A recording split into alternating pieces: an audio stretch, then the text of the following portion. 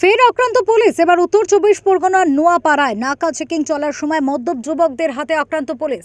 বুধবার রাতে ঘটনাটি ঘটেছে নোয়াপাড়া থানার শ্যামনগর পিনকল মোড়ে। পুলিশ এই ঘটনায় অভিযুক্ত আরমান শেখ এবং অঙ্কিত শর্মাকে গ্রেফতার করেছে। আরমানের বাড়ি বাসুদেবপুর থানার 22 নম্বর রেলগেট এলাকায়, অঙ্কিতের বাড়ি জগদ্দল থানার শ্যামনগর গভর্নমেন্ট কোয়ার্টার এলাকায়। স্থানীয় সূত্রে জানা গিয়েছে, নাকা চেকিং চলার সময় কর্তব্যরত পুলিশ অফিসার একটি বাইক আটকায়। ওই বাইকে দুজন মদ্যপ আরোহী ছিল। অভিযোগ, মত্ত ওই দুই যুবক কর্তব্যরত এএসআই বিশ্বনাথ সর্দার সহ দুজন পুলিশ কর্মী এবং পুলিশের গাড়ির চালককে মারধর করে। এরপর ঘটনাস্থলে নোয়াপাড়া থানার গুন্ডা দমন শাখার পুলিশ পৌঁছে দুই যুবককে আটক করে। পুলিশের দাবি, হেলমেট না থাকায় আরমানকে আটকানো হয়েছিল।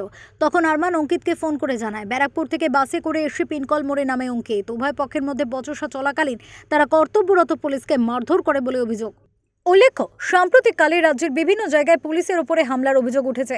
উত্তর চব্বিশ পরগনার সন্দেশখালী থেকে উত্তর দিনাজপুরের চোপড়া, বাংলার দিকে দিকে পুলিশের ওপর হামলার অভিযোগ উঠেছে। কোথাও অভিযানে গিয়ে তো কোথাও বিক্ষোভ থামাতে গিয়ে হামলার মুখে পড়েছে উর্দিধারীরা। যেখানে পুলিশই নিরাপদ নয়, সেখানে সাধারণ মানুষের নিরাপত্তা কোথায়? উঠছে সেই প্রশ্ন। উত্তর চব্বিশ পরগনা থেকে প্রতীতি ঘোষের রিপোর্ট, ওঙ্কার বাংলা।